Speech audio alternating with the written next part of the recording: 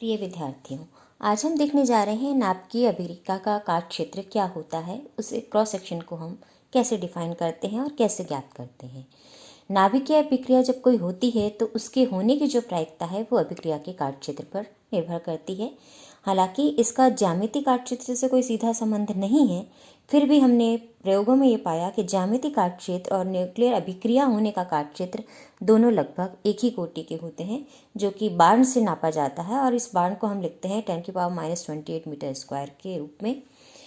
अब यहाँ पर इससे निकालने के लिए हमने मान लिया कि एक ही ऊर्जा का जो किरण पुंज है वो लक्ष्य नाभिक की पतली पन्नी से टकराता है और पन्नी इतनी पतली है कि सभी नाभिक पृथक रूप से हमें अलग अलग दिखते हैं और ये आपतित पुंज के लिए प्रत्येक लक्ष्य नाभिक का जो नाभिक है वो प्रभावी काट क्षेत्र अलग से ही प्रस्तुत करता है। और हमने मान लिया कि जो पन्नी की मोटाई है, लक्ष्य नाभिकों की जो पन्नी है उसकी मोटाई कितनी है, d है, और उसके एकांक आयतन में अणुओं की संख्या n है और पन्नी का जो अभिलंबित काट क्षेत्र है वो s है। तो मान लो एक कण जो लक्ष्य नाभिक से आके टकरा रहा है, उससे टकराने की जो प्रायिकता होगी वो होगा लक्ष्य नाभिक का काट क्षेत्र कितना है जिससे वो आके टकरा रहा है और डिवाइडेड बाय कुल उपलब्ध काट क्षेत्र कितना है।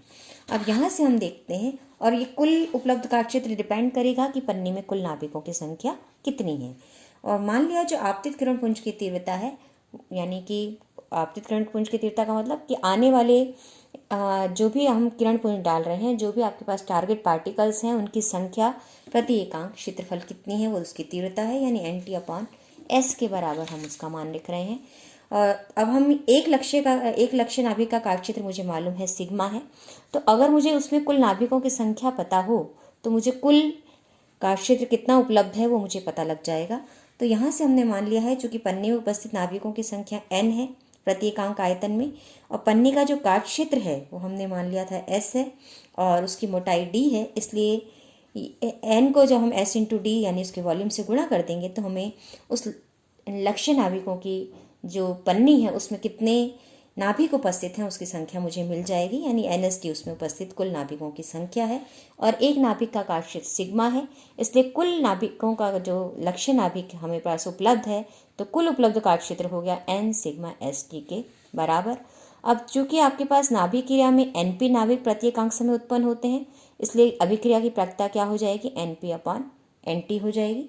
इसलिए मैं इसको लिख सकती हूँ। तो लक्ष्य नाभिकों का जो काट क्षेत्र है वो है σ/NSD और जो पन्नी का काट क्षेत्र था वो S था, इसलिए आपके पास हमने इसको S से डिवाइड कर दिया है। तो ये तो कुल नाभिकों के लिए उपस्थित काट क्षेत्र है और ये कुल काट क्षेत्र जो पन्नी में उपस्थित है वो है। तो यहाँ से हमने जब इसको मान निकाला तो मुझे मिल जाता है सिग्मा का मान, यानी लक्ष्य नाभिक का जो काट क्षेत्र है उसका मान मुझे मिल जाता है एक नाभिक का, वो हो जाता है NP/NT। S से S यहाँ कट रहा है इसलिए 1/ND बचेगा और इसे हम अभिक्रिया का सूक्ष्म काट क्षेत्र भी कहते हैं। मान लो कि आपतित कण से विभिन्न उत्पाद NP1, NP2, NP3 प्रति एकांक समय उत्पन्न होते हैं, तो अभिक्रिया का कुल काट क्षेत्र हो जाएगा, क्योंकि NT वही पन्नी है, उसमें परमाणुओं की संख्या प्रति एकांक आयतन भी वही रहेगी, नंबर डेंसिटी भी वही रहेगी और उसकी मोटाई भी वही रहेगी। इसलिए जो बदलेगा वो केवल विभिन्न उत्पाद उत्पन्न हो रहे हैं, इसलिए इसके NP की जगह मैं रिप्लेस कर सकती हूँ NP1 + NP2 + NP3, जितने भी प्रति एकांक समय उत्पाद उत्पन्न हो रहे हैं उन सबको हमने जोड़ दिया है। अब यहाँ से यदि सिग्मा को हमारा सूक्ष्म काट क्षेत्र है, यहाँ पे हमने सिग्मा को सूक्ष्म काट क्षेत्र बताया है, तो n × सिग्मा कहलाता है स्थूल काट क्षेत्र, क्योंकि n बता रहा है नंबर पर यूनिट वॉल्यूम को, इसलिए सिग्मा m को हम कह रहे हैं कि ये किसको निरूपित करता है, स्थूल काट क्षेत्र को, मैक्रोस्कोपिक क्रॉस सेक्शन को निरूपित कर रहा है। अब हम निकालना चाहते हैं इस मैक्रोस्कोपिक क्रॉस सेक्शन और उत्पाद कणों की संख्या के मध्य संबंध। तो हमने मान लिया आपके पास जो आपतित कण फ्लक्स है वो NT0 था और वो नाभिक में x दूरी तय करने के बाद कितना रह जाता है, NT रह जाता है। अब हम इसको कुछ वैसे ही निकालेंगे जैसे हम मान लो नाभिक की अभिक्रिया को क्षय की तरह हम डील कर रहे हैं, उसी तरह हम इसको निकालना चाह रहे हैं। तो पन्नी की मोटाई हमने मान ली कितनी है, d है, और पन्नी में dx दूरी तय करने पर, यानी कि पहले x दूरी वो तय कर चुका है आपतित कण, और अब जो कण नाभिक में की पन्नी में जो दूरी तय कर रहा है वो कितनी है, x + dx दूरी तय कर लेता है, तो उसमें से NT में से DNT जो नाभिक हैं वो अभिक्रिया कर लेते हैं, इसलिए शेष कितने रह जाएंगे, NT - DNT रह जाएंगे, यानी DNT नाभिकों ने क्रिया में भाग ले लिया है। तो इसलिए आपतित किरण कुंज में शेष रहने वाले नाभिकों की संख्या यानी नाभिकों की संख्या में कमी होगी। क्यों? क्योंकि DNT नाभिक अभिक्रिया में भाग ले चुके हैं। इसलिए माइनस DNT का मान किसके बराबर हो जाएगा? n सिग्मा NT dx के बराबर। यानी ये जो संख्या में कमी है ये डिपेंड यानी न्यूक्लियर अभिक्रिया हो रही है जिन नाभिकों में, वो इस बात पे निर्भर करेगी कि पन्नी में नाभिकों की संख्या कितनी है, उनका काट क्षेत्र कितना है और कितने नाभिक शुरू में थे और उन्होंने कितनी दूरी तय की है। जितनी दूरी बढ़ती जाती है उतनी अभिक्रिया की संभावना भी बढ़ती जाती है। जितना काट क्षेत्र अधिक होता है उतनी भी अभिक्रिया की संभावना प्रायिकता बढ़ती है।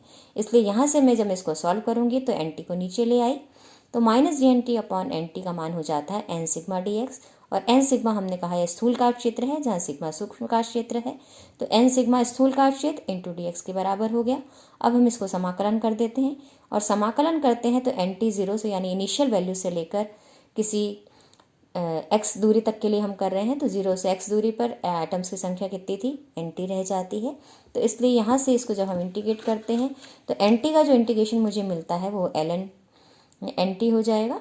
और जब हम इस पर लिमिट लगाएंगे तो ये मान हो जाएगा LNT upon LNT 0 is equal to minus sigma x के बराबर, या NT का मान मुझे मिल जाएगा NT 0 e की पावर माइनस सिग्मा एक्स के बराबर, क्योंकि इसका इन्वर्स फंक्शन हम लेते हैं तो ये e की पावर माइनस सिग्मा एक्स बन जाता है। तो NT 0 को हम यहाँ से गुणा कर देते हैं। तो ये लगभग वैसा ही है जैसे हम रेक्टोएक्टिव डीके के लिए डीके प्रायिकता निकालते हैं। तो लगभग ये वैसा ही हमने इसको यहाँ डीलिंग करते हुए ये फार्मूला हमने निकाला है। यानी एक तरह से हमने ये मान लिया कि जो अभिक्रिया में जिन्होंने भाग ले लिया वो क्या हो गए? डिके हो गए एक तरह से। तो यहाँ पर उसी तुल्यता को लेते हुए हमने ये समीकरण निकाला है।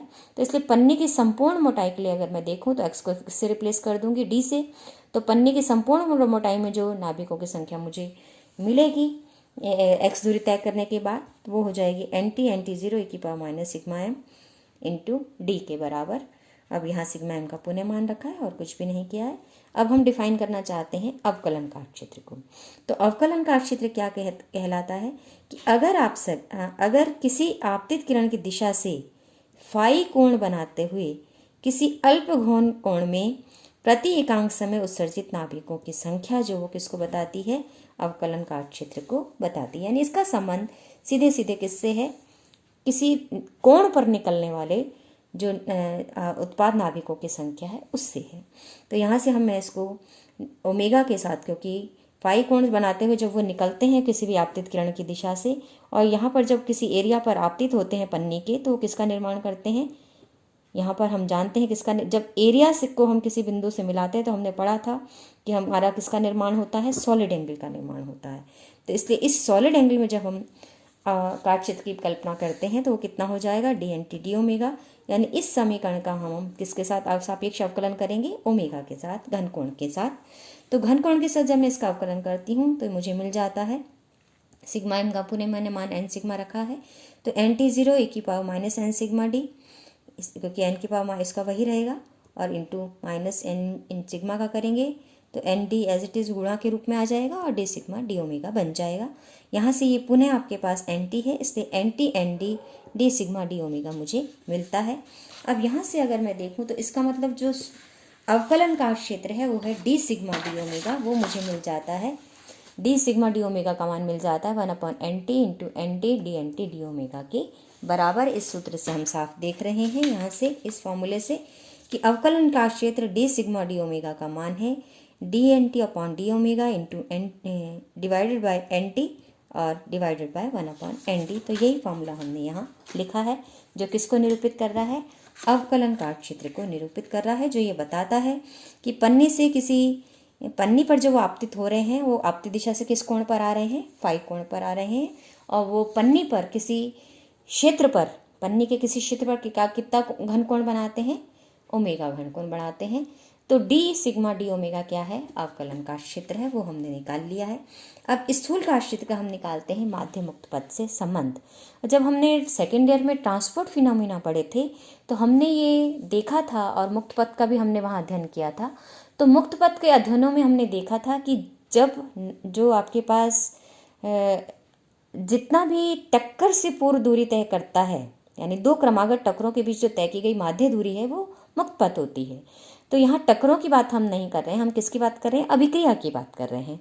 तो न्यूक्लियर अभिक्रिया होने से पहले वो जितनी दूरी तय करता है लक्ष्य नाभिक के अंतर्गत, लक्ष्य नाभिक की जो पन्नी है वो उसमें बिना अभिक्रिया जितने किए जितनी दूरी तय करेगा आपतित किरण पुंज, वो कहलाएगी उसकी माध्य मुक्त पथ कहलाएगा, माध्य मुक्त दूरी कहलाएगी।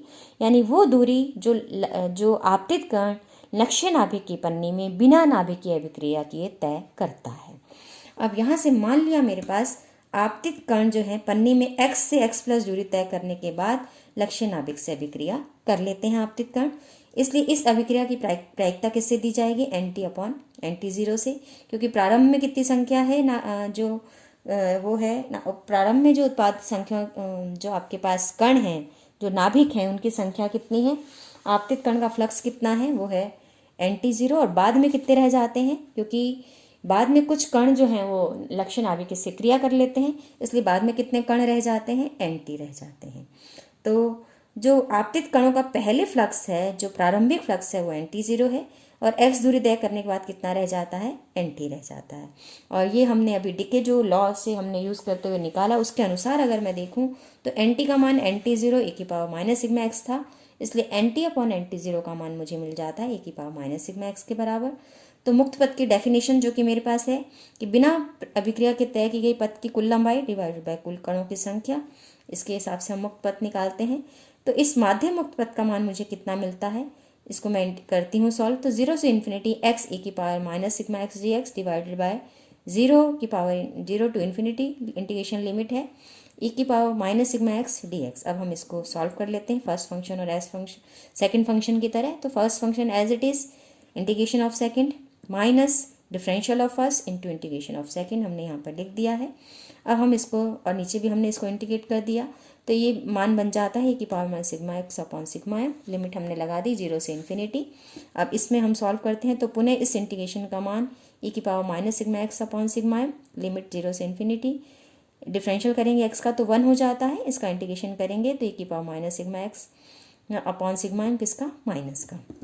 अब यहाँ पर हम लिमिट लगाते हैं, और लिमिट लगाते हैं तो इसमें मुझे मिल जाता है e⁻⁻⁴ चूँकि 0 हो जाता है, और e⁻0 क्या होता है? 1 होता है। तो इसलिए ये मान मुझे मिल जाता है 1/-1/σm। यहाँ पर x का मान रखते ही 0 रखते ही तो x की वजह से 0 हो जाएगा, और इन्फिनिटी रखते हुए e⁻⁻⁴x 0 हो जाएगा, इसलिए टर्म 0 हो जाती है। सेकेंड टर्म से मुझे मान मिलता है, और वो मान कितना मिलता है? -1। जो इससे हम मान रखते हैं तो माइनस का 1 यहाँ से मान रखेंगे तो हम माइनस का 1/σm², तो मिलके माइनस माइनस प्लस हो जाता है। तो 1/σm²/1/σm हम पहले निकाल चुके हैं, तो ये मान मुझे मिल जाता है 1/σm के बराबर, क्योंकि ऊपर नीचे माइनस साइन हमारा कट चुका है। तो मुक्त पथ, जो माध्य मुक्त पथ मुझे मिला है, तो यहाँ पर हम इसको कर देते हैं, ये चूँकि हमने मीन निकाला है तो ये माध्य मुक्त पथ मुझे मिला है, और माध्य मुक्त पथ का मान मुझे कितना मिला? 1/σm के बराबर मिला है। अब हम चलते हैं आगे और देखते हैं नाभिकीय अभिक्रिया की दर क्या होती है। नाभिकीय अभिक्रिया की दर मतलब दिए गए समय में कितने नाभिक आपतित कण ऐसे हैं जो लक्ष्य नाभिक से टकराकर नाभिकीय अभिक्रिया कर लेते हैं, नाभिक क्रिया में भाग ले लेते हैं। तो मान लिया लक्ष्य नाभिक की जो पन्नी का क्षेत्रफल है वो S है, और जो मोटाई है वो D है, तथा उसकी प्रत्येक आयतन में नाभिकों की संख्या कितनी है? N है, जो कि हमने शुरू से यही चीज़ें मानी है। तब नाभिकीय अभिक्रिया की दर, यानी अभिक्रिया की दर का मतलब लक्ष्य नाभिक से टकराने वाले ऐसे कितने आपतित कण हैं जो उससे अभिक्रिया कर लेते हैं प्रति सेकंड, यानी dNt/dt मान हमने निकाला है। और ये dNt डिपेंड करेगा कि पहले कितने आपतित कण आ रहे थे, और x दूरी करने के पश्चात यानी t समय पश्चात dt समय पश्चात कितने रह गए। तो हमने ये माना है था कि आपके पास x दूरी तय करने के बाद, मान लो x दूरी तय करने में t समय लगता है, dt समय लगता है, तो यहाँ पर आपके पास उतने नाभिक क्या कर लेते हैं? अभिक्रिया कर लेते हैं। तो शेष नाभिक कितने बचे आपके पास? NT0 - NT/ΔT बचे, ΔT समय में। तो अब यहाँ पे हमने NT का मान रख दिया है, क्योंकि पूरी हम पन्नी की मोटाई के लिए निकालना चाहते हैं, तो इसलिए x को मैंने किससे रिप्लेस कर दिया है? d से रिप्लेस कर दिया है। NT0 कॉमन हो गया, तो 1 - σm/d/t ΔT हो गया। अब चूँकि पन्नी बहुत पतली है, इसलिए सिग्मा एम डी का मान जो है वो 1 से बहुत कम होगा, क्योंकि हमने ये पहले भी देखा कि हम जो लक्ष्य नाभिक की पन्नी ले रहे हैं वो इतनी पतली ले रहे हैं कि सब नाभिक क्या है, एकदम पृथक पृथक मुझे दिख रहे हैं। इसलिए प्रत्येक नाभिक का जो काट क्षेत्र है वो बिल्कुल स्पष्ट है, किसके लिए, आने वाले किरण पुंज के लिए, आने वाले आपतित कणों के लिए। तो यहाँ से अब हम जब इसका मान बहुत कम हो जाता है तो ये इस वन को मैं नेगलेक्ट कर सकती हूँ। तो ये इसको मैं विस्तार करती हूँ, इसको विस्तार करती हूँ तो ये मान 1 माइनस सिग्मा एम डी, तो सिग्मा एम डी से वहाँ 1 हट गया तो सिर्फ सिग्मा एम डी बचेगा। तो D N T upon D T का मान मिल जाता है N T zero sigma M D upon delta T. तो यहाँ से D N T upon D T का मान मुझे मिल जाता है, इसको मैंने रख दिया and D N T zero upon delta T का मान 5 इंटू ए के बराबर, क्योंकि 5 क्या है, आपतित कणों का फ्लक्स है, यानी प्रति एकांक समय में प्रति एकांक क्षेत्रफल पर आपतित कणों की संख्या है। तो ये सिर्फ नंबर पर यूनिट टाइम बच जाएगा। तो यहाँ पर N T zero upon delta T को मैंने 5a से रिप्लेस किया है, जहाँ 5 क्या है, आपतित कणों का फ्लक्स है, प्रति एकांक समय में प्रति एकांक क्षेत्रफल में आपतित कणों की संख्या है। तो यहाँ पर आपके पास ये हमने ये 5a के बराबर हो गया, तो 5a को हमने a एंड डी को हमने यहाँ के सिग्मा एम का मान मैं सिग्मा डी रख सकती हूँ। तो यहाँ पर आपके पास सिग्मा एम का मान सिग्मा डी रखते ही सिग्मा एम का मान हमने यहाँ रख दिया है, और सिग्मा एम का मान रखने पर तो मुझे ये मान मिल जाता है आपके पास क्लियर। ये मान मेरे पास क्या आ जाता है, यहाँ से मैं इसको सॉल्व कर रही हूँ, और सॉल्व करके जब मैं इसका मान निकालती हूँ तो सिग्मा एम का मान हमने पहले भी देखा है कि सिग्मा एम का मान कितना है, एन सिग्मा के, sigma M is equal to N sigma. तो हमने यहाँ एन सिग्मा रख दिया, तो एन डैश का मान मैंने रख दिया ए एन डी। तो ये अभिक्रिया की दर मुझे कितनी मिल गई, 5 सिग्मा एन डैश, यानी अभिक्रिया की दर इस बात पे डिपेंड करती है आपतित कणों का फ्लक्स कितना है, प्रत्येक जिस वो लक्ष्य नाभिक से आके टकरा रहा है उस प्रत्येक लक्ष्य नाभिक के लिए सूक्ष्म काट क्षेत्र कितना है, और एन डैश का मान हमने रखा है ए एन डी, यानी कि आपके पास उसमें कणों की संख्या कितनी है, लक्ष्य नाभिक की पन्नी से जिससे वो आके टकरा रहा है उसका काट क्षेत्र क्या है, और उसकी मोटाई कितनी है, इस बात पे भी निर्भरता है कि नाभिकीय अभिक्रिया किस अनुपात में संपन्न होगी। नाभिकीय अभिक्रिया का मतलब कि जब आपतित कण लक्ष्य नाभिक की पन्नी से टकरा रहे हैं तो उनकी अभिक्रिया की दर क्या होगी कि वो उससे संयुक्त होकर क्रिया करें। धन्यवाद।